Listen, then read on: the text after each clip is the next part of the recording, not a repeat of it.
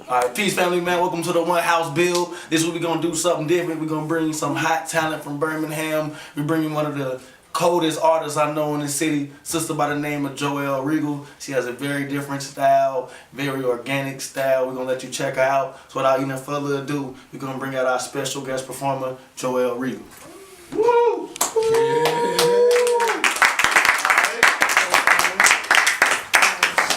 This song is called So Black.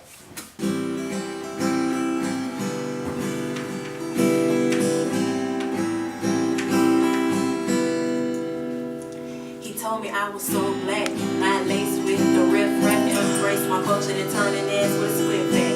I'm guessing I'm not your ordinary hood rat, though I come from the hood, have had rats in my habitat. And while in the mix, yeah, that shit was wet, but I learned in the past, on the real can scratch your back. The old pains and disdains of yesteryear are the very same damn reasons my black ass is still here.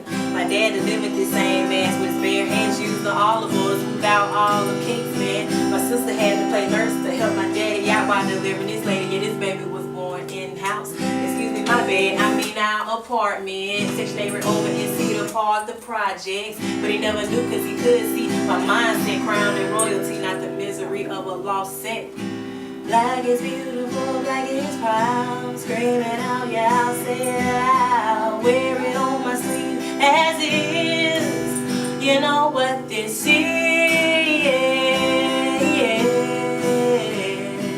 I'm black, and that's where it's at. He told me I was so black, cause I embraced my heritage.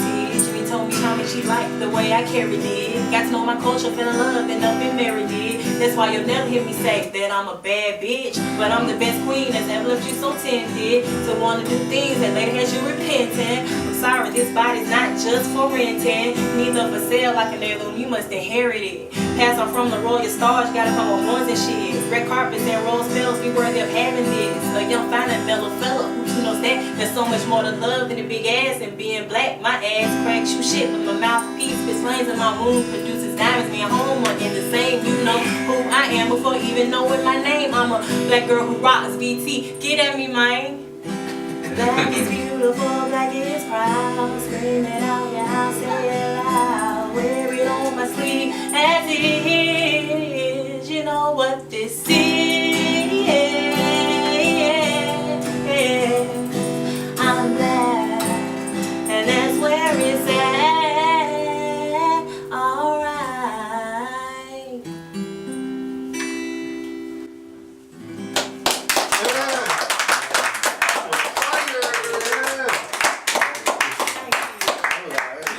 Peace. Welcome family to the One House Weekly Build. Man, we have a lot of stuff going on. You heard some dynamic music from a local artist, the sister Joell Regal. Make sure you keep a lookout for her.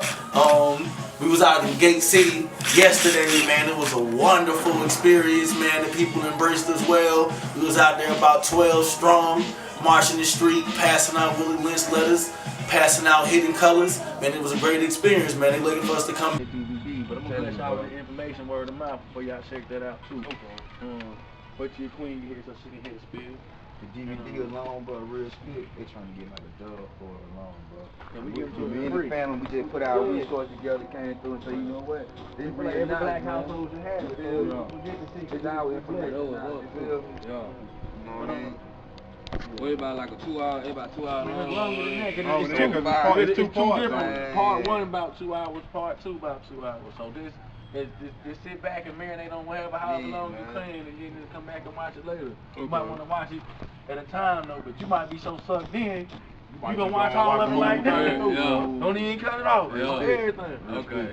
Everything. But see, I'm gonna take it on now, man. I'm gonna look at this. This gave me something to do tonight. So you might got a crack in it. don't do. Do it. Let me see. Give him another one, just in case. Yeah. Hey, No, how no, you how doing? you doing? We're representing the One House movement. I don't know if y'all got any seeds too. We got karate classes coming for the youth. We got food growing classes for everybody. See it. We're gonna be right there. We're gonna meet right there at that park. About 3. Sure, right now just passing out of here in color. We're in Lynch or whatnot. I know that we still love each other. They're breaking ground to people. They real receptive. They trying to see what's going on. People tired. They tired. They want something. They need it too. every black man should have that documentary there. Some real information, Okay, man. but long as it's not Facebook or nothing like that, Yes, so sir. it can't be transferred to another kid. He Yeah. can transfer this CD and then take it to school, and then you say, Mhm. you need to look at this. Yeah. You need to look at this. Yes, sir. This is what I'm saying right here, but it's on Facebook. You don't text it to nobody. This is why I appreciate you guys. Mhm. My son, I'm gonna say, we're gonna sit down here and watch this. Yeah. Yes, sir. This is what I want. Yeah. I don't want you to text this to nobody, so I'm gonna love you guys for this right here, and I'm gonna watch it before he does. Yes, sir. Yes, sir. Thank Check you. it out. Thanks a lot. We was out in Gate City yesterday, man. It was a wonderful experience, man. The people embraced us well. We was out there about 12 strong, marching the street, passing out Willie Lynch letters, passing out hidden colors. Man, it was a great experience, man. They looking for us to come back. Speaking of coming back, come with us, because we'll be in Gate City all month. We'll be out there next Saturday between the hours of 3 to 6. We want all in Gate City to come get involved. So if you're from Gate City and you're watching the video, spread the word. If you're around the town and you want to get involved with something positive, come to the Gate City cleanup. We're trying to get, there's strength in numbers. We want to have unity. We want to bring that village vibe back to this city. Amongst other things, we have a book club started next week. The book club will be in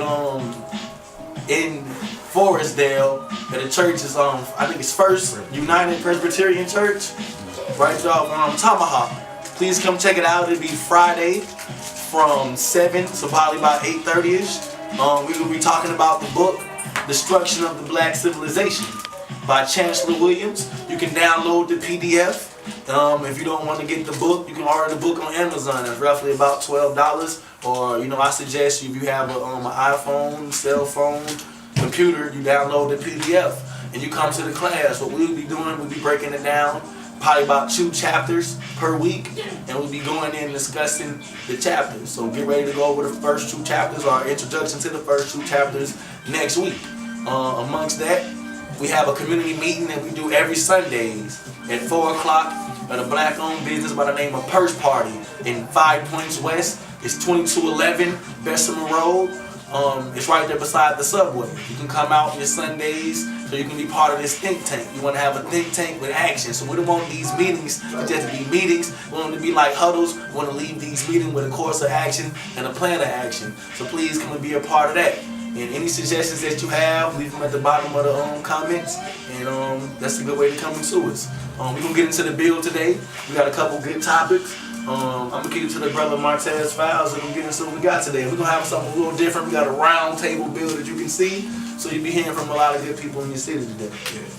So, peace. So basically what I wanted to talk about today, and I brought to the brothers, was I wanted to talk about how relevant and important symbols are in our culture, and symbols in building cultural pride and ethnic esteem. I also wanted to talk about the myth. Sun Ra is a guy who invented this idea, or he built on the idea of the myth and how important this is to our culture. If you look at other people in their cultures, like Indian culture and any other Asiatic culture, those people have certain symbols that they relate with, and they bring those certain things back with them wherever they go, wherever they travel in the world. When they came to America, they bring their culture with them.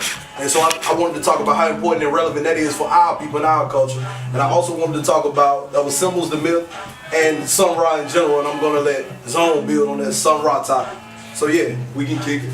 Yeah, definitely, man. So I guess I'll just build on a good little background of Sun Ra. Sun Ra is also a Birmingham native, and he's also in the Jazz Hall of Fame. Absolutely. Now, a lot of his story don't get told because he did music that was kind of against the regular rhythm of the jazz at that time. We didn't want people to kind of be stuck into the box of what the industry told them to play, which is kind of like what we do now, or what we try to do with this one house sound, man. Just try to do music that's culturally competent and different. That's not in the box. So if you look at the legacy, what I mean, how a lot of his stuff gets kind of faded away with time and they don't keep relevant. He had a saxophonist by the name of John Gilmore. Now, a lot of people know John Coltrane, but Coltrane learned a lot of his, runs and his styles from Gilmore. But tell it himself, but Gilmore played exclusively for Sun Ra because he felt like nobody was musically in tune with what Sun Ra was doing. Now, he had the space art Africa. So he had the word Africa in the orchestra. Together. So you can tell the one he used to always talk different things about Kemet and the stars. He was one of the first cosmology. Yeah, one of the first black musicians or one of the black teachers I heard talk about these different stories that connected us back to Kemet and back to the stars and dealing with cosmology. And I think that's something that's missing in our teachings. He talked about why black children need to be taught different than European children or Caucasian children. He said we need to be taught with symbols and kind of like how they were taught back then, kind of need to be more active and involved with the teaching that they give them. And we kind of want to touch on that. And he's talking about how black people, we got to get away from our mythos or our myths, that we don't really have these stories that other cultures have. Blacks here in America. And they ask him like, what are your myths? You know, we got this truth, we have so much truth, but what are your myths? And just because something is a quote-unquote myth don't mean that it cannot have power or pick up. It's like the story of Christopher Columbus. The whole system of white supremacy is a myth.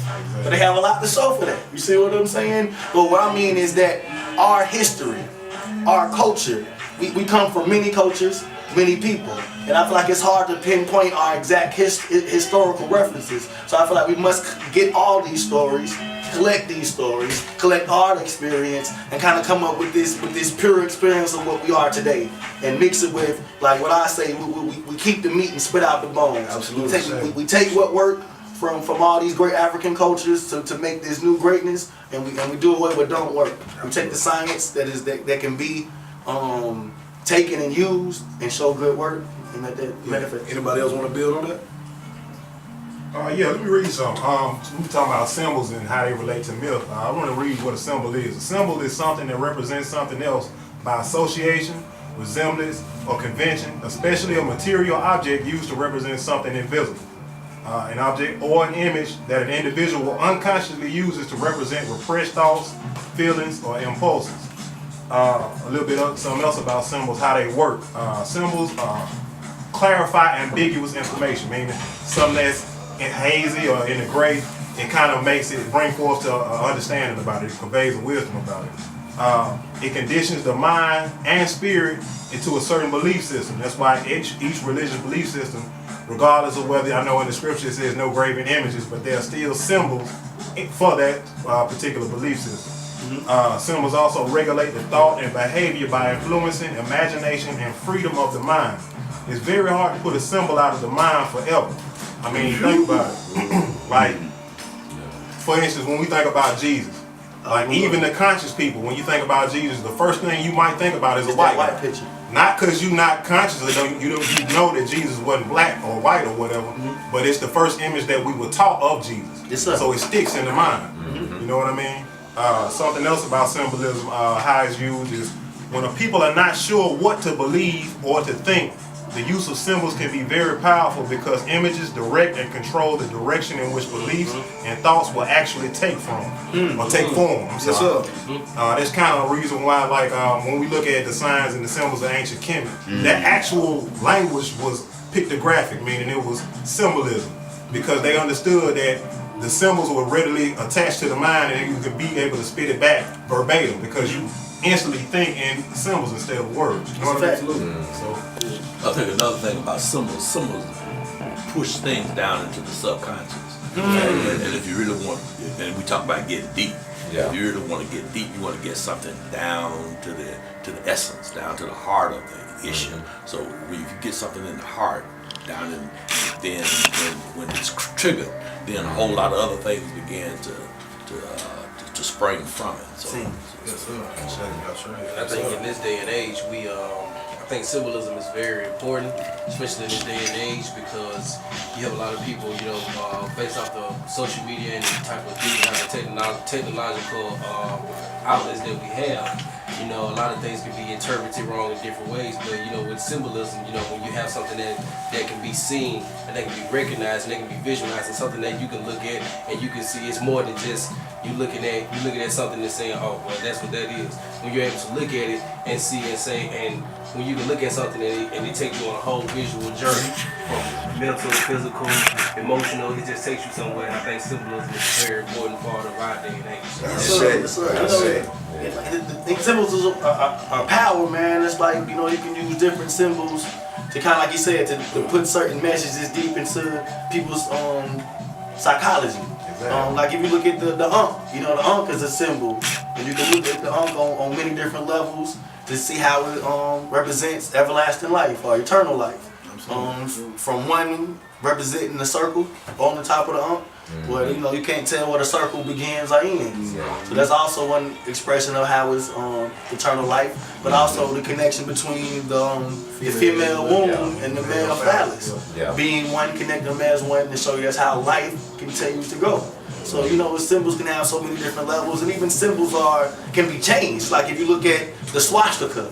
The swastika is also an ancient Egyptian symbol, which is representing balance, 360 degrees. Absolutely. You know, and you know, even in one house we have symbols. We have the 3 fingers for peace, which is an identifier. This is a symbol that we use because we didn't want to just pick up the black fist. We told you want to create something new. We respect the black fist. We wanted to have a new identifier for this new era of consciousness for people that say that first, I'm working for the forward progression of the black race, because there's so many different ideologies, there's so many different ideologies and theologies that we follow. So we wanted to just have a representative, identifier to say, if you hold up this symbol here, that you have pledged to say that I am first about the forward progression of the melanated race. Now we can argue ideology later, we can argue spirituality later, but if you see this symbol, you know you got a brother or you know you got a sister, because I'm forward talking about the progression of my race. And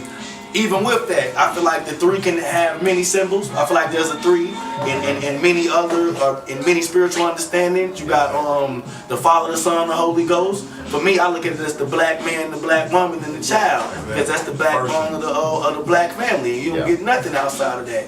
You see what I'm saying? You got sun, moon, stars. There's so many Trinity concepts in spirituality, but the 3 is really just an identifier. You see what I'm saying? The 3 means whatever you want it to mean. But no, when you throw it up, you say that I'm forward first about the forward progression of the black race. So basically, you're programming your own reality. Yes, sir. So we create our own symbol. That's the power of symbolism. The whole thing about the myth, like how you just had to break that down and tell somebody what it is. That symbolism and mythology goes hand in hand. True. The word myth shares the same etymology as the word mouth. Also mouth, mute. If you look at it, it all comes back to the word mutu, which is where you get middle mesh from, No doubt. the spoken word of the gods or whatever. So the symbolism comes from somebody telling you via mouth to ear what the story of that symbol is.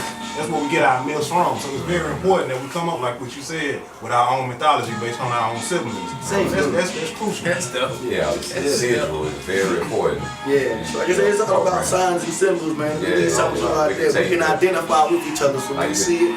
These decoded messages or coded messages are something that resonate, like you said, your being when you see it. You see what I'm saying? Because when folks see that black fist, man, it says something without saying something. I come in the room and they throw this up, I ain't gotta say nothing. It's symbolism. You say a picture worth 1,000 words. Put them fists in the Olympics, man. That's everybody.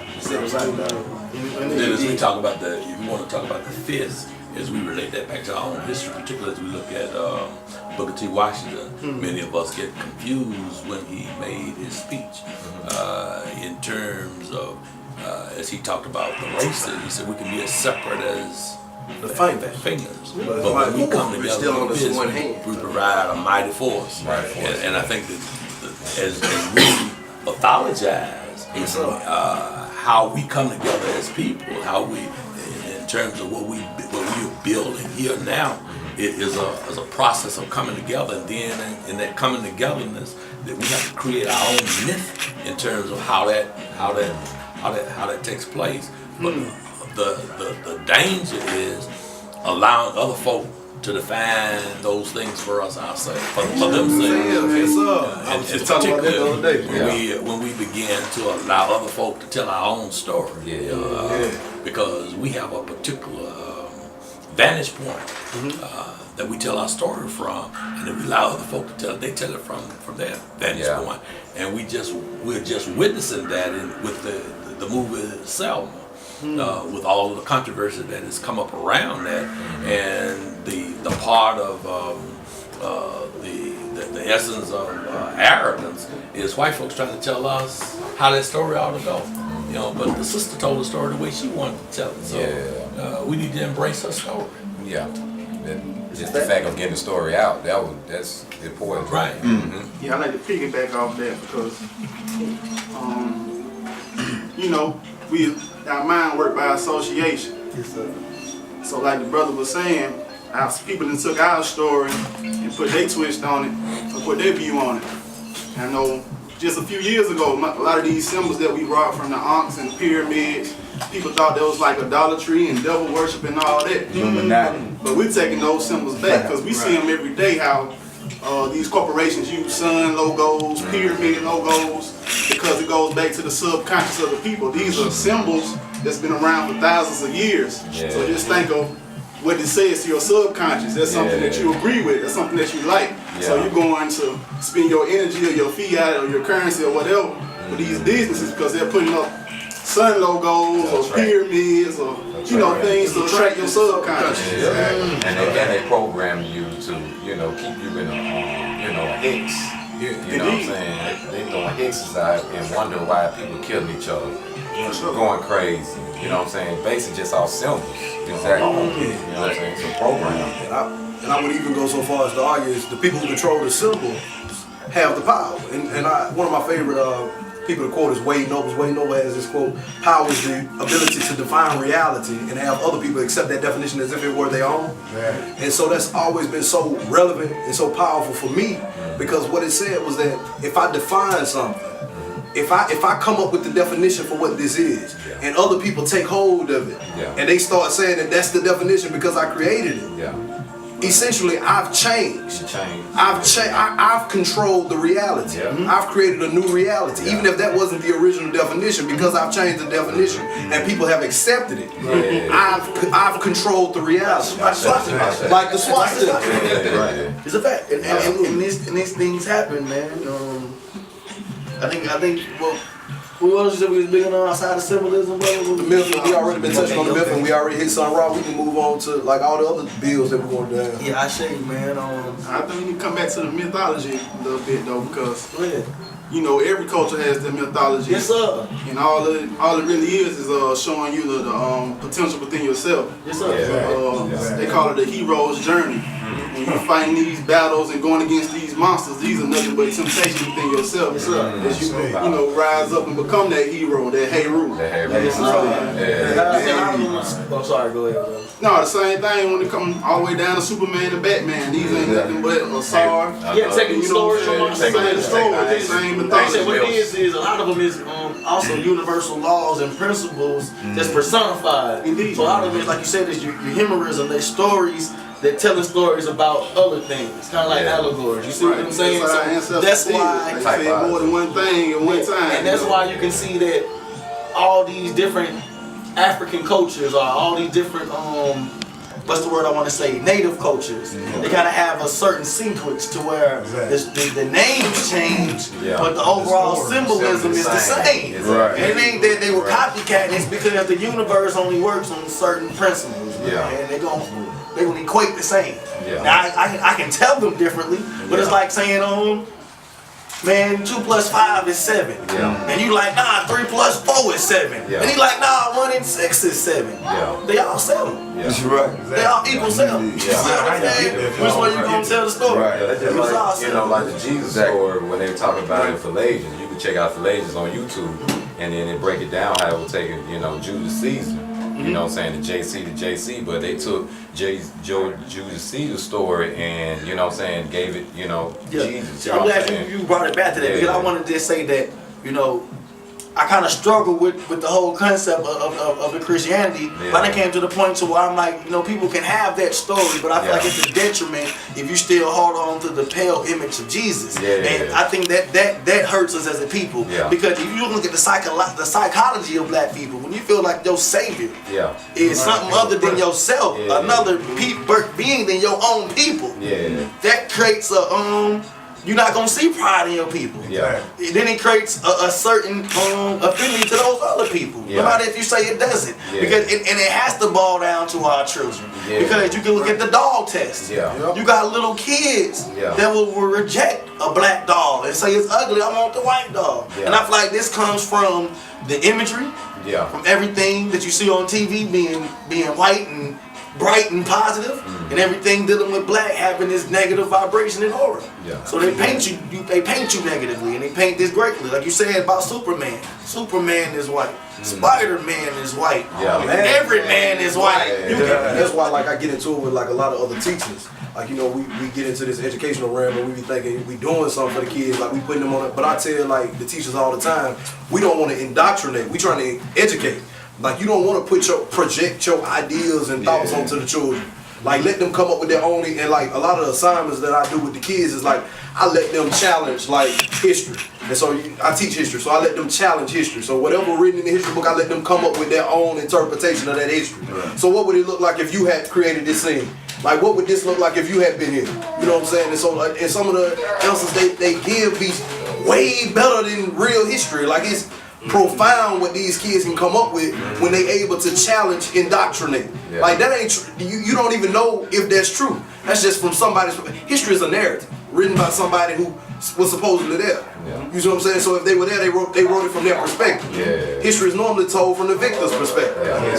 So we ain't had a lot of victories lately. So we ain't been telling nothing from our perspective in a long time. You know, like even if you break down the word, they say you all the time. You got it's his story, but that ain't my story. They say that my story is the myth story. You see what I'm saying? It's going back to the myth, going back to the mystery. See what I'm saying? Mythology, though, you know, most of these ancient mythologies are what would you call it? A saying, a telling of our own history. Oral. Oral saying of some of the old ancient men of renown, as the Bible calls it. You know, the great men of the past who helped civilize the world and things. Even going back to Zeus and the gods of Greece coming from Ethiopia. You know what I'm saying? And things of that nature. And you can trace all the Greek gods have like a parallel to Egyptian gods. Indeed. Exactly. That's where they come from. That goes back to typology, how they took the story and they put another story on top. And they changed the story. They burned the you book said up. that about the typology, and now we got so confused, so we take a typology story and try to make it a literal story, and we try to find literal history from it. And then you put the images behind it and you put it out to reality. It's a program. Not in the next 25 years, these people could be, programmed. It's a fact, man. And for me, I guess you can find the power in Scripture if we are able to. I think somebody talked about perspective. If we're able to see the story from our perspective. Too often, history basically has been taught to us from colonized perspective. Absolutely. But what happens when you start looking at history from under the ground, from below, and you begin to get those stories, and you begin to see how those brothers and sisters knew how to navigate in such a way that we come up with the Burr Rabbit story and all of those kinds of pieces that gives us the flip side of the other side.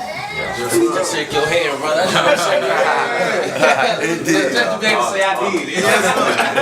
That's cold. That's just say I was in the presence of greatness. You know what I'm saying?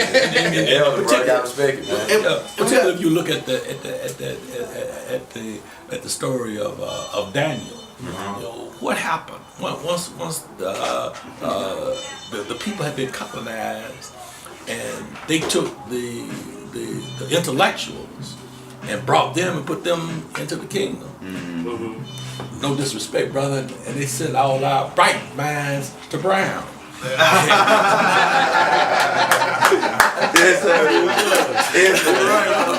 You're right. But Bro Rabbit came up with HBCU, Right. And took those brothers and sisters who could get into Brown because they weren't able to make the leap from the way the colonizers had planned for us to go. And when we start looking at how, again in that story, he began to teach them Babylonian history. He began to teach them Babylonian literature. Where does myth come from? Come from your literature and your history. As you begin to put it together, as you begin to tell your story, and then along with telling the story, I think we got to switch language. Yeah, they had to go back to the words to we the use. tongue. Yeah, words power. And we had to create our own languages. That's it. To be able to tell our own story. That's why they took away our name. Our tongue. You can't identify. You can't be Kuta Kinte. You gotta be Toby. Strip you from your culture. Right. And then they have us thinking that we are slaves. Yeah. We aren't slaves. We've never been slaves. We got We've been enslaved. We're not slaves. So again, in terms of language and how we inculcate that language into our personhood, and what comes out of that, we know something wrong and we act crazy. Yeah. Why? Because that stuff that we've been ingesting is wrong. And speaking of acting crazy too, man, it's a lot of that too. That it's psychological, but some of this stuff is plotted on against us, and they got experiments to confirm this, man. You take the stuff like the Utopia Project. Okay, this is a project where they had mice. They put mice in this area, and they gave them abundant resources. They gave them abundant food, abundant space. And in this project, they call it the Utopian Project because it was like utopia. These mice had perfect peace and perfect harmony. They didn't attack each other. They lived peacefully because there was enough abundant resources for them. So they took these same exact mice, not even different mice, and changed the location, changed the resources. They put them in things that resembled black ghettos on purpose, but they had them close quarters. They stacked shoe boxes on top because they made them structured like the New York ghettos, the Chicago ghettos, because the experiment was done in Chicago. So they took these same mice and gave them less resources, barely enough resources to survive, and gave them smaller spaces. The colony killed itself. It did not survive because the men grew a very alpha male type of mentality. They became very alpha male like, and they would attack each other. They stopped setting up the space. You see what I'm saying? They started eating the children. You see what I'm saying? So these same mice who lived in a utopian state killed themselves off because of the lack of resources. And this is what I mean about the situation for blacks in America. We're not just these evil people, these savage people, but you have us mostly in inner cities with a lack of resources and a lack of space. You go to other countries and you see the crime rate is lower. You go to places like Africa. You feel what I'm saying? Some of the lowest lower rates where black people is right there in Africa. These are the same type of people with space, comfortability. It's no crime. And it's no crime. Yeah, so no problem, none of that. People is, if you look in America anywhere, black neighborhood, white neighborhood, where that poverty line meets, the crime is high. Yeah. That's crazy. They got crammed in. Most of the low poverty crime, high crime areas got most of the police in them. That's what most police patrols are. But that's to keep the money trap though. That's the money trap. How you have more police and higher crime? Because the money trap. Because you can get a little charge. Now you tied in with the money. Tied in with the system. You got more people going to jail for non-violent crimes. Exactly. Yeah, think about that. Which is in my opinion, I consider policing for profit. Absolutely, it is policing for profit. That's exactly. You know, that's being put back in prison. Exactly. Slavery. Put back in Because we talk about the industrialization of the prison system. So when you go to the joint, they don't have to say, well, you know, brother, it wasn't that you wasn't smart, but you got a rap. That's it. You got, we can't hire you. Yeah. Or you can't apply for certain thing to hold you back. because you got to rock it. So that leads you in a lifestyle of going back what you went to jail for. Because what happens is when you sit in that prison cell, that gets churned into your mind. You feel what I'm saying? That gets programmed into your mind. While you're sitting in that library reading, at the same time you're reading that, oh, I'm a repeated felon, so I can't get a job. Oh, snap. I'm gonna do when I get out. So what I'm gonna do when I get out? You feel what I'm saying? So it's a trap. You feel what I'm saying? Oh yeah, you go in that library and you read, but when you read and you learn and you visualize, I'm not saying don't read, but at the same time, you have to be cognitive about the stuff that they do. You have to pay attention to the systems in which that's going on. It's a war against our people. Don't get it confused. It's a war in the way we can make up 12% of the total population. We make up about over 50%. Just about 65%. We 12%. Get tuck that in. We're 12% of the U.S. population. We're 13 with it dropped. You right. But we make up over 50% of the prison pop. Exactly. Okay, now also look at how the charges are being given, man. The white people, even when it goes to nonviolent crime, we get little things like marijuana charges. We even get a different set of charges when it comes to that. Look at the death penalty for white and black cases. You know they say that out of every 1,000 black men, you might get one death penalty for the person that killed the black man. You see what I'm saying? Yeah. But if you got a 2/3 chance of getting the death penalty if you kill a white man. Quick. You see what I'm saying? Yeah. So look at how that is reversed. So it's like a black life is not even valued. You don't even get the death penalty for killing a black person. You want to know the other end of I feel you, because you want to know the other end of that? Because you have black people killing. I can kill you, right? I can kill you, and I can go and say, you know what? I killed that man. When in all actuality, we all know I deserve to be in jail for the rest of my life, but I take a plea. It's only get manslaughter, so I get out in less than 2 years. But if I get out in those 2 years and I shoot a white man, bye. I'm going to jail for the rest of my life. And when I did the same thing I did with you, I did with him. I confessed to killing him. It's the value of black life. Exactly. It's the criminalization of black man. And let's go ahead and say it's the confession for the protection of the collection. Absolutely. Let's go ahead and say that. You go back out and go. I mean, let's go ahead and say that. To be even technical about that, when you killed that white man, you killed the actual citizen on paper. You killed a black man, you did not kill a citizen on paper. So it's the value is not there. You know what I mean? That's what I said, like, and so often, like, we think about this thing, like, even like you were saying, like, white supremacy. That's a myth. Like, you know what I'm saying? Like, that's a myth. Like, there is no white supremacy. White is not supreme. But that's kind of the reality, though. Right. It's like, that's the reality. White is not supreme. Christopher Columbus did not discover. You see what I'm saying? White is not supreme. See, we say it so much. Right, we say it so much. White is not supreme. And I think we forget. White is not supreme. Yeah, we have to understand that this is not their land. They were just the first ones to get here. They're the first ones to get here. There are people here when they got here. They came because of Columbus. When I said the first ones to get here, it was people already here. They were the first one to come in here and say, "Oh, well, I like this." They were the first person to take somebody's stuff. But they can't even take it. But that's the thing about their myth or their history. See, they'll agree for history's sake. They say that history. I heard this history is just a lie agreed upon. Yeah, because. America, you know, most how they name it out of people. You got Americo Vespucci. I heard he did some traveling around here, maybe a little bit before Columbus. Columbus had Moors to come navigate his ship. You don't hear about the black man that was on the boat with him that helped him navigate. Yeah, well, if you read, they came before Columbus. There were black people there. Then he even had on his diary, in Columbus' own diary, he said that the Indians that he encountered looked just like the West Africans. The clown only called them Indians because he thought he was an Indian.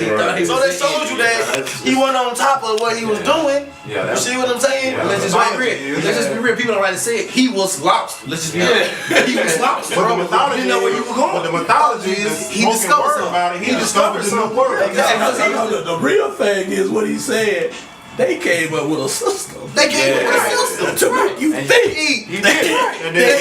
He discovered something in actuality. You were lost. You didn't know where you were going, bro. That's what I was talking about. Where you were going. In the last episode, I was talking about Britain and the empire, the British Empire, and I was talking about how this civilized mission that they went on all around the world, saying that they had the dominant culture. They stopping in folk countries and they changing the culture to reflect their culture because we had the best idea about what culture is. We drinking tea. We got nice clothes. Our stuff look better than your stuff. So we coming around the world and we gonna change what you doing because we feel like we got the better system. Yeah. We feel like But our it's stuff more better than people yours. who look like you than look like me in this world. Well, look at that system when they came. What was going on? What was going on in Europe? At the time. Dark Ages? Yeah, during the time of like Mansa Musa was going around. Mansa Musa, the Silk Road. When the Silk Road was going, man. Back in Europe, you had a lot so much gold on You had the medieval times and stuff like that going on, so you had a lot of them that were dying out, so they left in search of new hope somewhere else. Because you had a lot of them that were dying over there in Europe, hence the Black Plague. They came in the medieval times, you know what I'm saying? You had rats and all. Yeah, exactly. So what people fail to forget is that they left America. This stuff happened in the 1400s. This stuff happened before slavery even happened. These people left where they were going in search of something new. When they found something new and they seen that somebody was already there, their mindset was, oh, let's figure out how they managed to survive here. And when we do, let's kill them off. But we gotta just notice it's the whole whitewashing of history. I mean, everything in history has been made lighter. So you won't understand. It's like, follow what I'm saying. We know that Egypt and Kemet is in Africa. But they always want to tell it like Egypt is not a part of Africa. They talk about Africa on one, then they talk about Egypt on something separated from Africa. Don't tell them it was black folks. This though, when you see anything on Egypt, it's always a lighter hue than you. Now let's go to the Native Americans. The Native Americans almost look skin color of the Native Egyptians that they showed me. But if you do the research of the real ancient Egyptians and the real Native Americans, they had the same skin color, but their skin color was just like our colors. Absolutely. You see what I'm saying? And a lot of folks don't realize that because it's been a whiting out of history. Even if you go to Europe, that they claim as the Great White Land. Even Europe was black at one point. Black face. We had black rulership. You see what I'm saying? But now look at it when you get your Bible and you go home, you just open it up and look at the map. Look at the map. A lot of you be surprised. You be surprised where things are. A map. To show you where Christianity and all this where it came from. And then they show you a little part of Egypt. Because if you know, it's the closest country in Africa to Europe. But they don't show you the map. They don't show you the map. The whole thing. Don't show you that. It's like system. You have to take that map and go to another map. You got to pinpoint. I noticed that when I looked at the map. My mom told me when she was in school, man, Egypt was not in Africa on the map. And all of that, Africa was smaller than America. America was bigger than Africa. If you look at those old maps, and I'm trying to remember what year they started doing. I can't right now recollect, but this America was a huge. What's the biggest thing on the map? The biggest thing. The symbolism. But see, what it is, it plays back into patriotism. See, we had to teach our children patriotism. We had to teach them to be the greatest thing on earth. We had to teach them that America was the grandest thing on earth, so that they can have those American-centered values. Everything outside of America had to look like it was less than. You see what I'm saying? That's a work mentality to teach. That's a part of what they create. That's a system. We taught them that where we work is better than everywhere. And that's where we get this American ego from. That's the system of white supremacy. And that's what you get. America's the greatest country in Africa. That's why you have to understand, going back to the symbolism. Our people are what your boy Professor Griff says, we are symbolically illiterate. We don't understand symbolism when it's right in our face. That's hiding in plain sight. Like how you were talking about how America was the biggest country on that particular map. That's symbolism to say America is the greatest country on the planet. When you see the white Jesus, that's the symbolism to say a white man is your God. You know what I mean? That's all. Even if the story don't convert, even the stories they didn't even change the scriptures. No, it just gave you a picture. They'll tell you that he had eyes that was fire red, hair like wool, and skin the color of If you see the Jesus pictures, his eyes ain't even red like fire. And so, ask yourself, you don't have hair like wool. Ask yourself, and his skin don't look like where these pictures came from? Who painted? It's Caesar Borgia. The Renaissance painters painted these pictures. These pictures had to resemble people who looked like them. The Renaissance painters painted it. They burnt the names and they rewrote it. Where'd you get John from? Where that came from? Hey, do y'all think that, I know y'all were saying about the image of Jesus or whatnot, do y'all believe, so to speak, how they justify their actions based on their God? That makes sense? Yeah, I know exactly what you're saying. It's saying, okay, like in the Bible, and I'm paraphrasing, how they say Joshua and Moses was sent to take over the land of Canaan and take it and made it eventually became Israel. I mean, if you look at that story, that's symbolism for what they did to every indigenous culture on the planet. They invaded and they killed off the indigenous people. Look at what they did. They said the Most High told, I can't think of his name, to kill off all the Canaanites. And then he got upset with them when he spared them. You know what I mean? So that's justification through theology, their theology. Well, this how I see it too as well, to show you it's more justification in the name of Christianity. I can't say that it's true Christianity, but the name of Christianity. Because they say God bless America, and it's well known that that Christianity is the religion of the land. So America's a Christian country. But they'll go to war and they'll kill, even though they doctrines say turn other cheek, don't fight. And then I'll be thinking, if God bless America, do God damn everywhere else? You got to break down the God, you got to break down the bless, you got to go back to the etymology of these words. We talking about symbols. It's almost like saying, what God you talking about? God only blesses America, and doesn't bless everywhere else in the world. It's like, why is this God even supporting the war? Bless, it's got something to do with bloodshed. And curse. The word actually means curse. Exactly. So it almost seems like the people become prejudiced of a prejudiced God that they created and put on the rest of the world. What'd you say? It almost seemed like they created a prejudiced God and put it on the world. I mean, if you look at the scriptures, man, the scriptures say that there's a chosen people. So anybody can take this doctrine. You know, black folks can take the doctrine, white folks can take the doctrine and say, hey, this book says we are chosen and we supposed to do this in the name of purity. This is in the name of our God. Our God has given us the power to conquer these people. Like if you looked at the movie the movie of the month. The movie of the month is Goodbye with Tom. At the table, he said, God is white.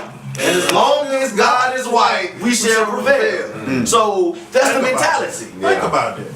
You see? And that was a slave master giving his perspective on at that time of the religious Christianity, because they had some Catholics coming to visit and deal with slavery. And they were showing that how even in the concepts of religion, they had religion to back up slavery. And that's why I said, even no matter how we change the indoctrination, I mean, you can look at that for all religion. Like, as long as we stay true to the goal, that's why I tell, don't get so caught up in, because it's allegorical. It's not literal. You see what I'm saying? As long as you remember it's allegorical and not literal, I think you should be okay. As long as that symbolism and that symbology, as long as it reflects your culture, you're going to be okay.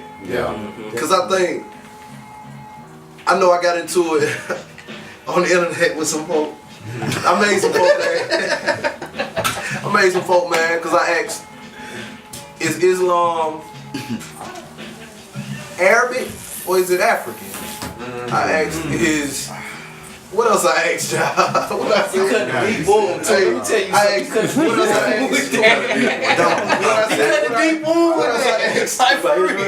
I asked about. The argument can be made for both. I asked about Islam. I asked about the Hebrew Israelites. I asked about the Commissions. And I asked about the Moors. I asked about Christians. And I just wanted us to all to understand that as long as cause that's what it's holes in all our as long as you stick to the. That's why we have to see past it. That's why we have to see past our theology. That's why one house is so important. Like look around this room. Talk about it. Look around this room. Let's be honest, man. We got people from different type of all type of theologies. The good brother, man, what you vibe off of as far as spirituality? Comedic science. Alright, man, what you follow, man? What you believe in, brother? Same like the brother saying, just overall for real, universal. Yes, you know what I'm saying? So you study, man. What about you, good brother? Man, I believe in Jesus. Yes, sir. What about you, good brother? I'm more of a spiritual person. I feel like it's within you. Alright. What about you, King? Actually, I vibe on the universal, you know what I mean? I believe in multi-dimensional. So, we resonate with all, you see what I'm saying? Metaphysics. What's your beliefs? Consider myself a spiritual person. Alright, see? I'm all about love, progress, and understanding. Alright. You already know, man. My religion is Islamism, man. See, you see what I'm saying? It's a peace and the study of thyself in that universe, man. Exactly. I just study different all African spiritualities, cosmologies, and dealing with everything, dealing with the melanated people. Right. Now, as you see, that's a compilation of Christian, spiritualists, and universal teachers. But with all that, we share the passion for our people. Absolutely. Which is the most relevant passion. That's it. And this is where we can find the oneness, because we different. And like you said, we can be different as the fingers, but we gotta come together like the fist. That's what the whole one house is about. The whole spirit of one house is trying to get all the different ideologies underneath one roof. Yeah. See what I'm saying? With one passion. Because all I'm saying is, it ain't about our theology. Exactly. It's about the goal. What part of the goal cleaning up the black neighborhoods don't you agree with? Yeah. What part of giving young black kids literacy don't you agree with? Yeah. Absolutely. What part of black self-economic sufficiency don't you agree with? So You see what I'm basically, saying? add fear and start putting the action in once you know. Absolutely. Once you start becoming, into knowing about spirituality and physical, you know what I'm saying? And we gotta have healthy conversations, because there's too many organizations that say we don't have to talk theology. We had to be able to come together on life, man. We can't just be having these issues and that's gonna build the content. It's gonna build more content, not talking about it. Exactly. Then talking about it. Let's get something congruent. Get something going. Let's get this together. And while we saying that, I got one peeve to put in here is I think two things are missing. The sisters ain't here. Yeah, you right. I say. It's a fact. Yes, sir. Yeah, two were supposed to be here, but it's a fact. We trying to We ain't got to have one or two. We got to have a bunch of We got them here. That's why it can't be patriarchal. Yeah. You got to have a balance, Look at that camera and say that, man. We need no queens. Queens in the house. For real, all jokes aside, really, they the ones that gonna teach the babies. It's a fact. That's the womb. Y'all are nurturers. Y'all are the ones that the kids run to first. So we definitely really need y'all here. We really need y'all. It ain't no balance to it. We really need y'all Every man on the understanding, planet like straight up. came through the womb of a woman. Yeah. You got a belly button on you and you a man, that means a woman preceded you. Exactly. Even in comedic science, the God Ra said, when I opened my eyes, I saw my mother. So that means his mother, a woman, a female entity preceded him.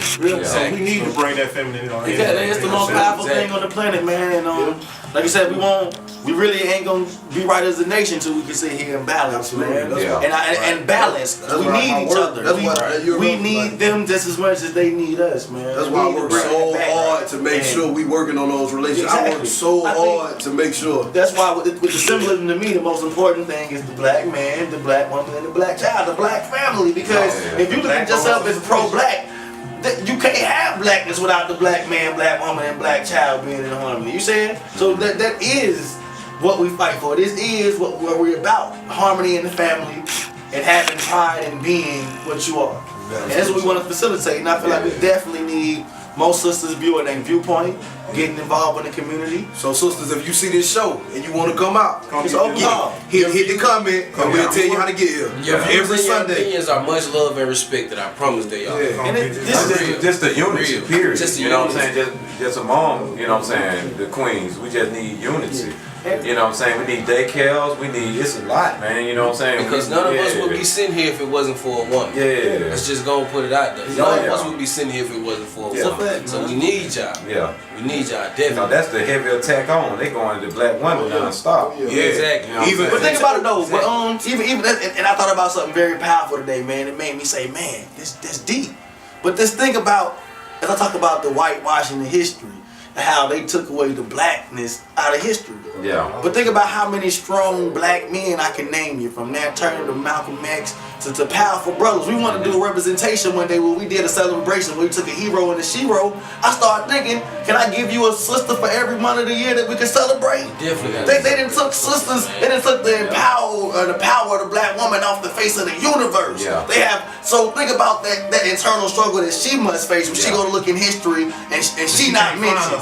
She can't find her. Not only that, how powerful those black women is, because think about it. Those black men that you just sprayed out, where did they come from? The woman. But not only that though, not only did they erase them, if they are left in history, their role is reversed to a negative role. Exactly. The downfall of humanity. The sideline. From the biblical point is Eve eating the apple and then giving it to her husband. The lady that wanted John the Baptist's head. Yeah. You know what I mean? Yeah. All of that stuff. How they took even the Trinity concept. Ain't no woman in the Trinity. It's the Father, the Son, and the Holy Ghost. Come on, man. Ain't no woman in the Trinity. What? So you mean I can't be a spiritual entity? It's just a Father, a Son, and a Ghost? They just basically took the woman out. Exactly. Yeah. Because there was no value to me in European culture for the woman. And that's the major difference between African culture and European culture. Because we had entire villages that were matriarchal and the women were at the head. That's why I can't understand the MOB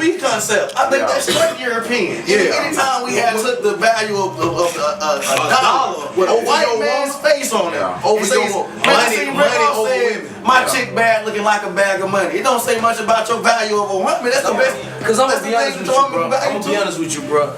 It ain't enough money in the world for me to feel like this is worth more than this right here. Like straight up, straight up. It's not enough. It's not enough for these in the world for me to say that this is more important than this. And that's straight up, bro. And if you still got that mentality, you're clowning, you're young, you're I'd rather be broke and love women than to be rich and be great. They flash in your face, throw it on the video. But it's a mantra. They tell you play it that over and over again. They tell you to do it, and then you think what it is. You think it's right. But even like because what people don't understand, bro. If I'm put on this earth to get this money, who put me down? Who put me down?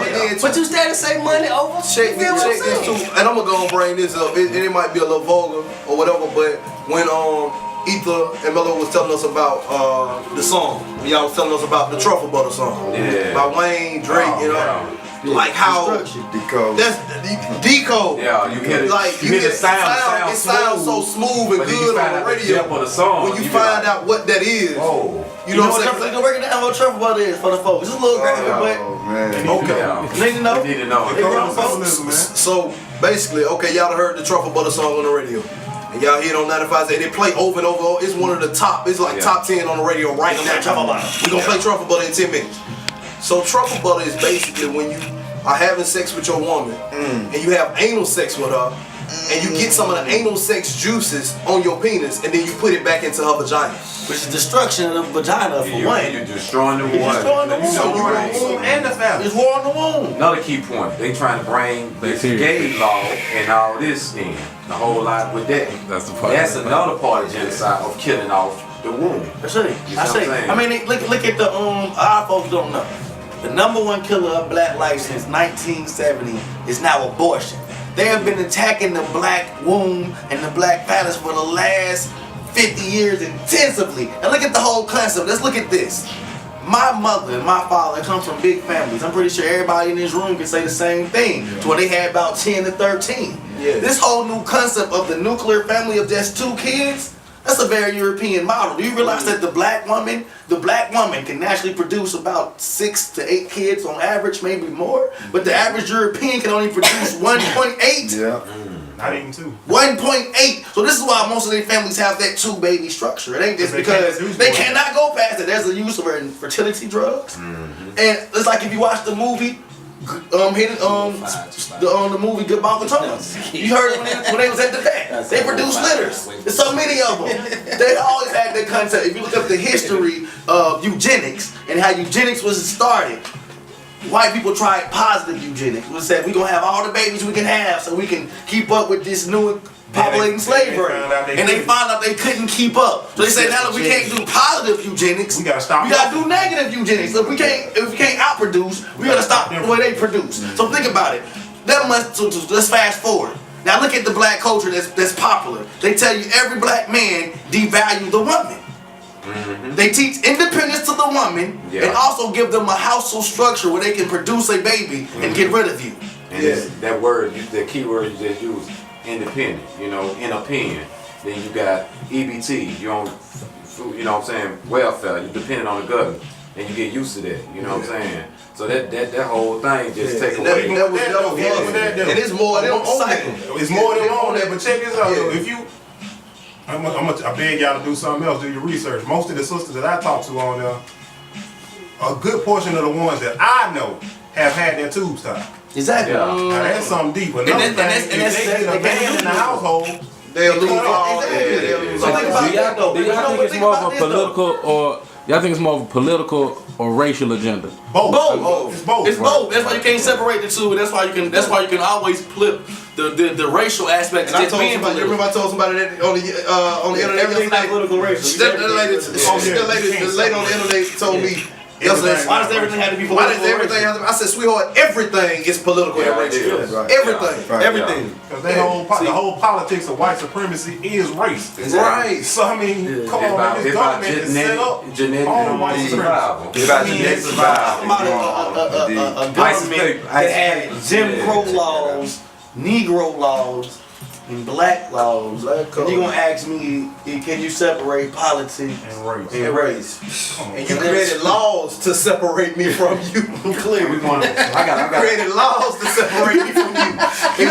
And you ask me how can you separate? How can you? Listen, and you still have the nerve to say separate but equal. You still say separate but equal.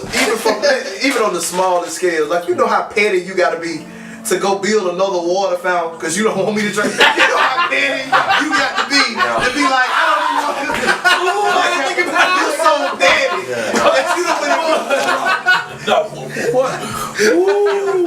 If you turn around and let me be your wet nurse, and then tell me, your baby can feed off my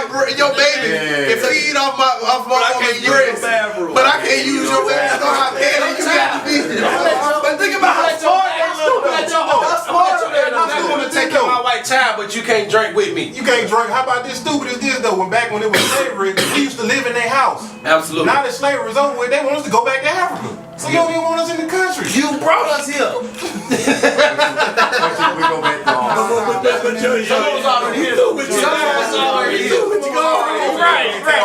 Right. You built America, we established economy, we got democracy. You go home now. We done. Brother Hampton going to you about to add, brother Liberation. It's just not like when they go racial to Chili's thing, at but McDonald's. it is a racial thing, but it's a war thing, man, because these people made us prisoners of war, not slaves, but POWs, you know what I'm saying? We shipped our families over here and over there to separate us and detach us from our land in America and in Africa. That's what we're doing today. The same thing that happened in America hundreds of years ago is happening to Africa right now. So we can't be talking about this thing as a historic event. This is going on today. It's still taking place. It's the same point, you know what I'm saying? It's a different form. Once you have taken people in battle and made them slaves or second class, you're gonna do all you can to keep them second class. Keeping that nation that you done won a war against from rising up, because you already had that subconscious fear. They gonna get theirs back. So now we want to just tell them that you are us. But we want to tell you are us, create the illusion that you are us, but we want to still keep you marginalized. We want to keep you just enough pacified. That's the illusion of inclusion. They want to keep you pacified. It's so crazy because it's like. Because like even with a lot of like early black politicians, if you look at their political agenda, it was very racialized. And then as they move closer and closer and closer, and it's not low office, I can't say low office, but high office, as they move closer and closer and closer to entering high office, they politics become deracialized. And so they start thinking, they get into office and everything they do becomes bureaucratic paperwork that misses the entire agenda of their constituency. So no more are they concerned with the agenda of the constituency. So now it's politics as usual. I gotta do the politics job. I gotta do the job, and I gotta get reelected. And so I gotta do whatever it takes to get reelected. And once you're trying to get reelected, you forgetting 100% about the people who even got you in here, because now you're trying to appease to Washington. But I think that we have to totally just give the system back. Give the religion back. Everything that we got to just say, look, man, even if it's gonna hurt, even if it's gonna be rough, we just gotta totally unplug with that. Focus on what we're doing. Focus on collecting our history. Focus on collecting our economics. Focus on collecting something that builds. We need infrastructure. We need, like you said, just not business, but we need industry. You see what I'm saying? Always. These are the aspects that's gonna say, hey, there's something shaking with the black population. That we ain't seen in about 50 years. You see what I'm saying? Because if we don't change it, it's not gonna change. We can wait for it to change, but we have to be proactive with this thing. We have to start putting this stuff together because, like I said before, we're like detoxing our white supremacy. So we always gonna have to be defiled. We defile with the same. Like I said, even though we conscious, we've been programmed with the white Jesus. So even when we hear Jesus for a second, we gotta fight. We gotta detox it. We gotta fight. Even conscious people. Look at our children. What if they never get that image?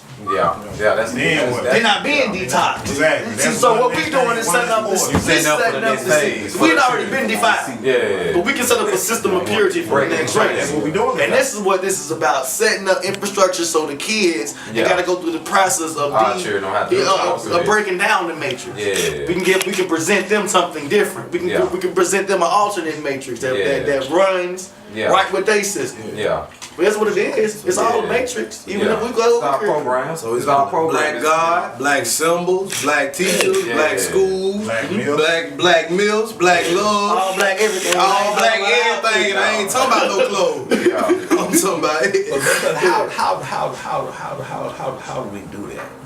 Because in looking at the system, the majority of those of us who seem to break out of the metrics, get caught up in the metrics as we enter into the house. Because just like you said,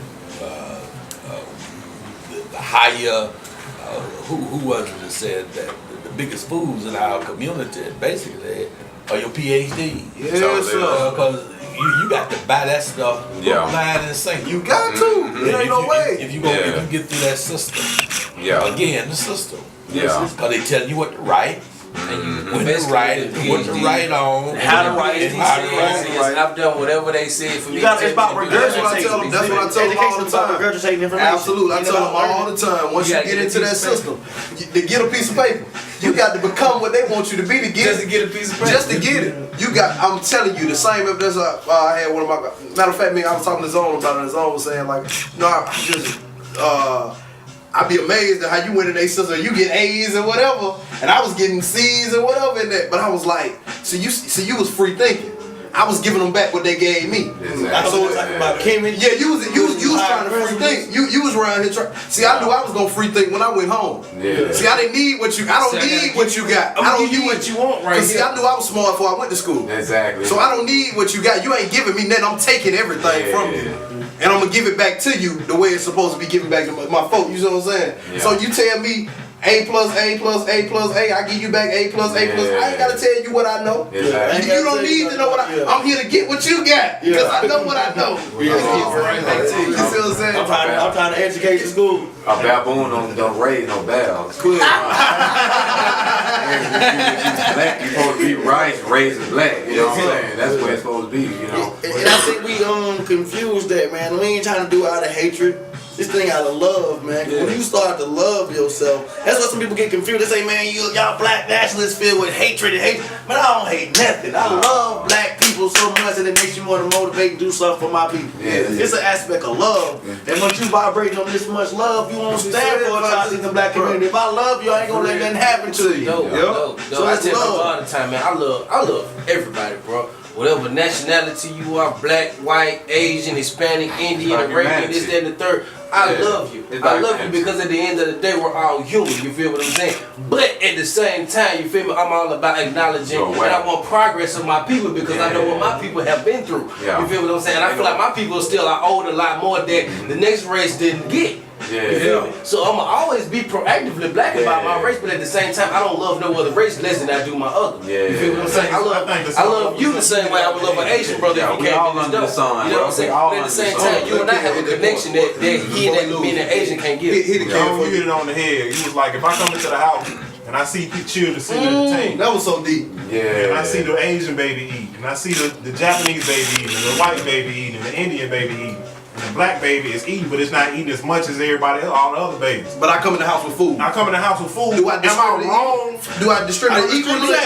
No, I give it to the one with the less food. So he needs more. So right now, black people are eating less. So it's an intense focus on that. And if you're really humanitarian, you go to what needs the problem the most. It goes to justice and equality. Exactly. You know what I'm saying? So if I come in that door and I give them babies all two pancakes, That ain't justice. No, because everybody else feasting, that little black baby ain't got nothing. I'm gonna give all 8 pancakes to the black baby. You know what I'm saying? That ain't me being racist. It ain't me being funny. It's obviously saying that everybody else is feasting. Yeah. We need to put a feast for the black baby, or for the one other baby that's not eating. So that's what I'm trying to say is that if you give everybody 2 pancakes at the end of the day, that black baby is still behind. Yeah, exactly. And that's the point I want to make. And this what America is painting now, that you forget about history. Let's move forward in equality.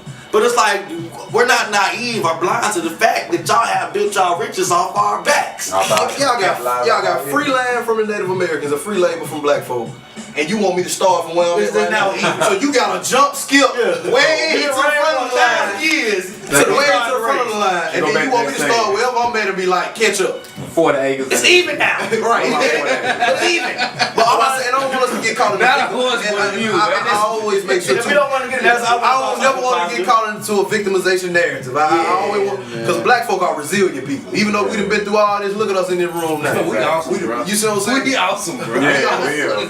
Black folk resilient people. Yeah. So we going in on a positive vibration. Like I said, we got a lot of positive things going on in the community. We got a couple of black businesses right here in Birmingham. We want to spotlight. Before we get into those businesses, I want to shout out my homegirl, Kimyana Copaesthetic. She's supposed to be here. She couldn't make it. Her daughter was ill, so we want to give a vibration of healing to her and her kids, and hopefully she'll be here next week to give you an introduction to her product. It's called Total Body Butter. This product is made right here in the soil of Birmingham. It's holistic products. She's gonna come with some jars of the product and give a spiel on where you can get that. We also want to shout out Goatains on 19th Street in Bessemer, downtown.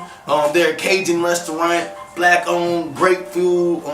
You give them a call, get your order in. Their number is 436-2848. Check them out on 19th Street in Bessemer. Once again, it's Goatains Cajun restaurant. And we also want to shout out the good brother Dumasani at Tone Deaf Printing. In Western Hill Mall. He does a lot of like the printing and a lot of the stuff on your t-shirts and all type of designs, and a super dope brother who's doing amazing things on the artwork with your clothes. So yeah. Man, they even got some shirts, man. Y'all can tell them about the shirts y'all got. We got the Airbot Music shirts done by Tone Deaf. So yeah, he, you know what I'm saying, good work, you know what I'm saying, and good prices too. We gonna get the One House shirts. You see the One House shirts real soon. Yeah, the One House shirts gonna come from Tone Deaf, straight from Tone Deaf. I want to shout out Visions Beauty Distributors. They're a black-owned business that goes from salon to salon, distributing design essential products. As far as the natural line and the relaxed line, the names are Victor and Jeffrey Simmons. Very great guys, man. I had the pleasure and the honor of working with them, man. You know, and they very, you know, and they're very great brothers, man. And they actually opened up and helped me find something in myself that I never knew, that I never had, and I never possessed. You know, so definitely, you know, big ups to those guys, man. If they're ever in your neighborhood, if you ever see them in the salons, man, definitely tell them you appreciate what they're doing, man. And you know, like I said, some great brothers, man. What about Gate City, man? Shout out to the Shout out to Gate City all the time. Give a shout out to Z's Restaurant downtown. Their address is 104 17th Street North. Go check them out. Good food, good soul food. Yeah. Check reasonable prices. Go check them out. It's like you go in your family kitchen when you go in there. Feels like you're in your big house. We're gonna follow up soon in action. We got karate classes on. Check them out Wednesday, man. Go to Ensley, 1816 Avenue E, man. Y'all wanna know about a black business? That's black business right there. And not only is it black business, it's a supreme art. Martial arts. Learn from your people. You're gonna see some strong black men in your city and women. They're showing you their black belts, showing you the arts. These are our people giving our arts back to our people. On Wednesdays, you can check them out, 1816 Avenue E. The brother, Grandmaster Calligan. Black teacher, he's a reverend as well. He's in the city, he's working with, and in spirit of One House, he's working with all people. He's working with some great brothers from the Nation of Islam. So we're showing you that our people can come together for a purpose. So check them out. Friday, we're gonna start the book club. Yeah, man. Shout out to the sister. Go ahead and say your music. Oh yeah, we're gonna definitely get out and give her all of a spill. She got to perform it. So Friday, book club, book club, book club. Yeah. Right. If you ain't got it, get the PDF. Destruction of the Black Civilization. Chancellor Williams. I might share a little small clip because he got a breakdown in the book. I might share that on Facebook to give y'all a little teaser what he going in on. Yeah. Download the book. It's free. Yeah. If you want to get a hard copy of the book, on YouTube too. What's the name of it again? Destruction of the Black Civilization. And they got Chancellor Williams. all forms. Y'all even put it in the Google search engine. Yeah, that's it. So. Yeah, I think they got a free download on that one, right? They got free download. PDF, audio, PDF, the hard copy. You want it stored in your library. And the website will pop up where you can download it. Yeah. Or you can go in the One House group, and my man just posted the link where you can download it for free. We also got something else very, very special starting this Saturday. I know you're like, man, y'all doing everything Friday, Saturday. We got a lot of stuff going on. So we gotta be consistent. You know, this is like your job. You don't say your job put you on 40 hours and complain. But you can give job 40 hours, but you can't give your people 5 hours a week. At least 5 a week. Let's give us 5. We can give them 40, give us 5. Set us 5 aside. But anyways, if you look at it this Saturday, we're also gonna be at Powderly in a farm from 12 to 2. We got a Saturday that's packed. From 12 to 2, we're gonna be in Powderly starting the preparation for the farm in Brookview. On Brookhaven. It's Brookview Farm on Brookhaven, right there in the Powderly area. 7 acres of land, people. We have 7 acres of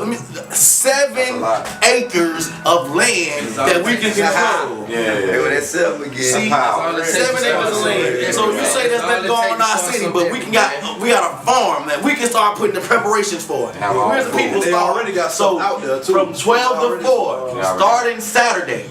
From 12 to 4, every day from Saturday to Saturday. So even if you can't make it this Saturday, from 12 to 4. Starting Saturday, it's the whole week. So that's take some time. Monday, Tuesday, Wednesday, Thursday, Friday. So it's a 7-day event. Yeah. From 12 to 4. Yeah. Come put your hand in the dirt. Come help prep this farm. And it's gonna be at Brookhaven.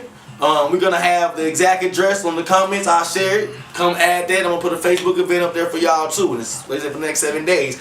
Also on Saturday, we're going back to the Great Gate City. I'm calling it Great Gate City. I love Gate City. It was love out there. Just stopped in a car, man. I'm looking for you, They held the traffic, but they said they held the traffic for the guy. And they took the One House picture. And took the One House picture that's on the page. They stopped us though. They stopped us. And they was like, hey, what y'all doing? I saw y'all cleaning up the community last week. So they supposed to meet us. They gonna meet us. They gonna be out there waiting on us when we get there. That's what they saying. So we want everybody in Gate City because we also had a sister. I apologize, sister. We had shared so many videos. The video got about 1,000 views. Remind you, we shared it last night. The Gate City video got about 1,000 views already. Cause they had about 970 when I woke up. So as I was talking to the people in Gate City, a sister said, they ain't come to my house. She was mad. They ain't not gonna mind though. I said, sister, don't worry. We're gonna be back next week. Come join us. He said, y'all put it, I'm gonna be there. And I want to shout out. We're gonna see you next week. Shout out all those different people who loved us and embraced us. Even the man we stopped at his door, he gave all us hugs. And he was just like, thank you for sharing the information. And we just thank you, Gate City, for receiving us. It was almost a rejuvenating process. It was. It made me feel better. Because that rejuvenated us as an organization. Say, man, this is what it's about. This is what we're doing it for. This is what the initial vision. People want to change, man. They want to change. People always touch other good-hearted people, man. Remember that. There was a sister that said, man, I just feel the love off of y'all. Can my son join y'all? Take my son. I said, yeah, he needs somebody. Jimmy, we remember you, Jimmy.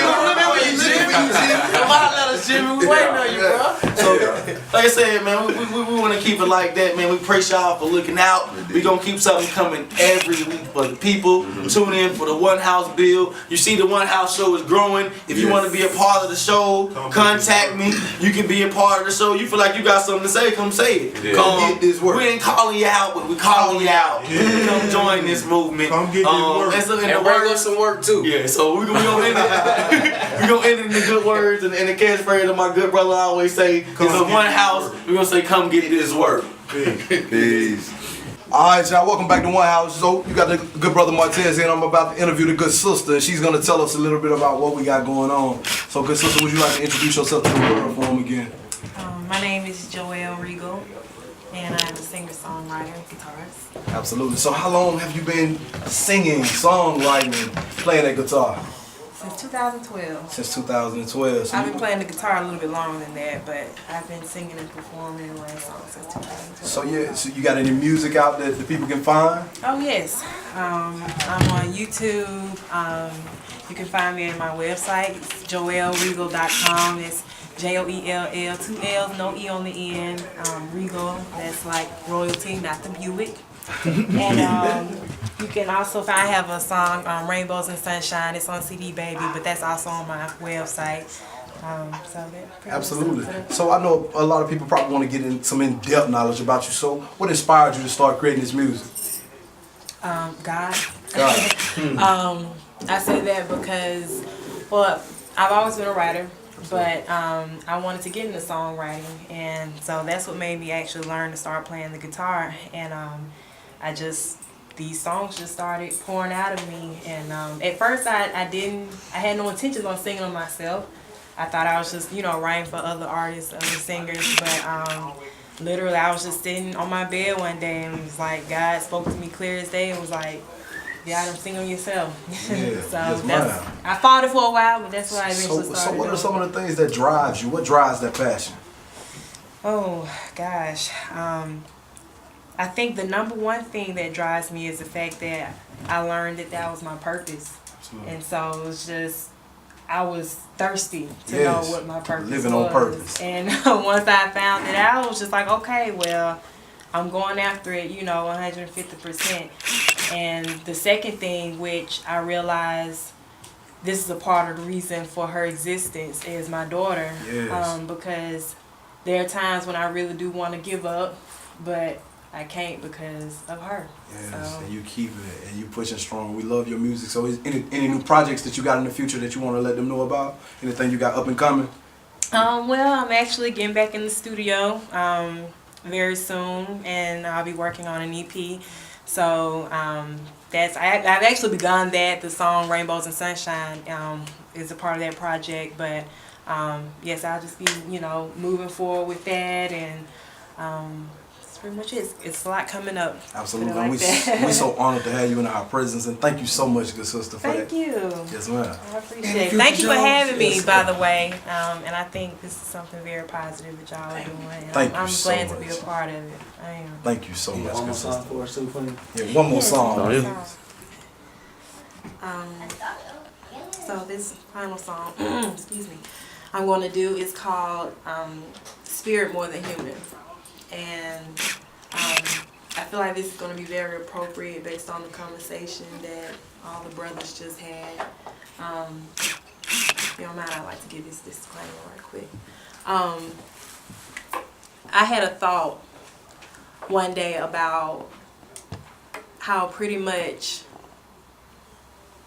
it just dropped in me like a bucket, how the way that we see the world, which is with our eyes and with our ears, we hear, we feel, we touch, everything that we experience comes from inside of us. And so with that being said, the symbolism and what's indoctrinated within us and how we grow up and the what we see on TV, what we hear in the music, all of that shapes and molds not only who we are, but literally what life is to us. And so if you take all of that and you taint it and you flood it with nonsense or just falseness or half-truths, then your whole world is going to become false. You can't, literally, you can't be who you are. And so, saying that to say, and the reason why I feel like this song will be appropriate is it all boils down to a very spiritual thing, which is, no one can disagree, no matter what your theology is or what you believe. No one can disagree that everything that we see, everything that we hear, everything that we perceive outside of us has to come from something that was put within us. So taking all that and saying that to say, the fact of the matter is, you need to make sure that what's being put in you is truth. And most importantly, it's coming from that source. Whatever that source may be to you, you have to acknowledge and know that there is a source. Otherwise, no matter what you read, no matter what you see, no matter what you hear, no matter what you do, it's false. So this song, I wrote it because one day, it was New Year's Day of 2013. And it was on that day when I pretty much realized the importance of the Spirit and how everything else will perish, literally everything, except the Spirit. Like it's so important when you really think about that. Even a lot of times when we argue about, what we get mad about, what wars are fought over, people are killed over, it's all gonna pass away. And what's gonna be left is our spirit. But we have removed, who talks about that? Who teaches that in school? And that's literally, that's what operates us. So it's very important to get in touch with that. And by any means necessary, you have to get in touch with that. So that was, I wrote this song, me saying I want to get in touch with that. I want that, because that's the core of it all. That's, everything else is obsolete without that. So the guy sitting next to me, the brother sitting next to me, kept wondering why I wasn't saying anything and wanted me to speak. I only speak when I feel moved to speak. If I don't feel moved, if I don't feel like I need to, then I won't speak. So, but in that moment, I felt the need to share that. So I hope, you know, that's my 2 cents. And I made 2 more cents with this song. Come on, all right. Yes. Then I'll be done giving y'all my money.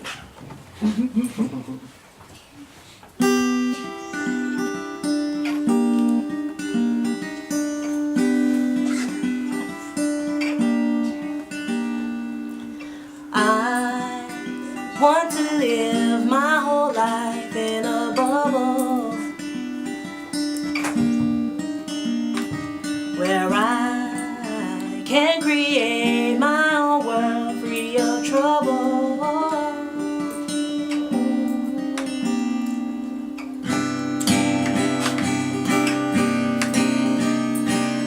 I wanna be free, I wanna be free, I wanna be free, I wanna be free.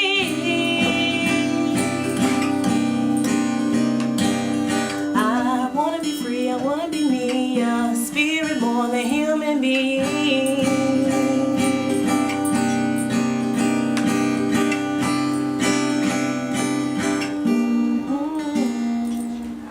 I wish to live my whole life on a level where this world can't touch me, but I can touch the world.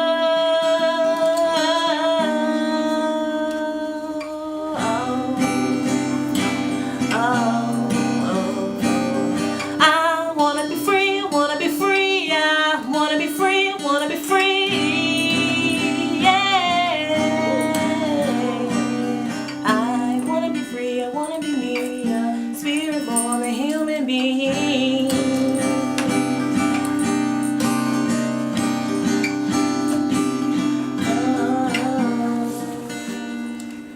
I wish to end all the pain and the struggle. Oh, teach this world, don't give in to all the hustle and bustle. Choose right, get right, hold tight. I want to be free, I want to be free.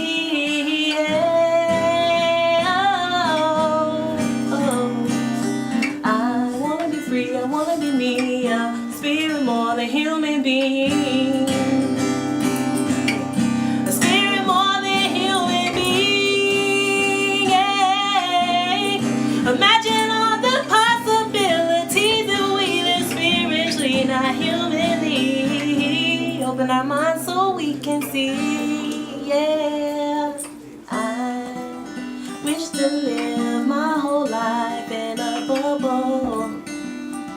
Bubble.